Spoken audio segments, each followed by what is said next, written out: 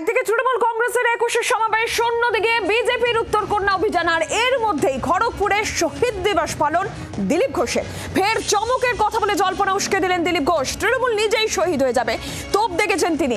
শহীদ দিবস আসলে তৃণমূলের রাজনৈতিক স্টান্ট বলে তোপ দেখেছেন দিলীপ ঘোষ।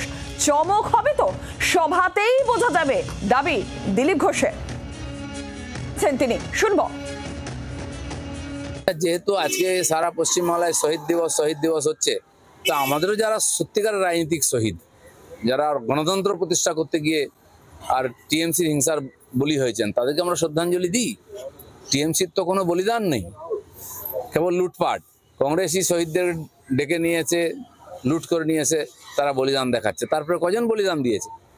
যারা এই শহীদের পক্ষে কথা বলছে, তারা যে হিংসার রাজনীতি করছে, তাতে পশ্চিমবাংলায় হাজার হাজার মানুষ মারা গেছে, আমাদেরও যে কর্মীরা মারা গেছেন। তাই আজকের দিনটা আমরাও বেছে নিচ্ছি তাদের শ্রদ্ধাঞ্জলি দেওয়ার জন্য। চমক হবে তো, দেখুন না, চলুন সভাতে বোঝা যাবে।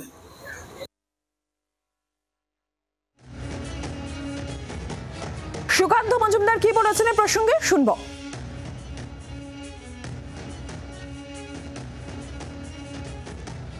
দিলীপ ঘোষ সেখানকার বিধায়ক ছিলেন, সাংসদ ছিলেন একটা সময় মেদিনীপুরের।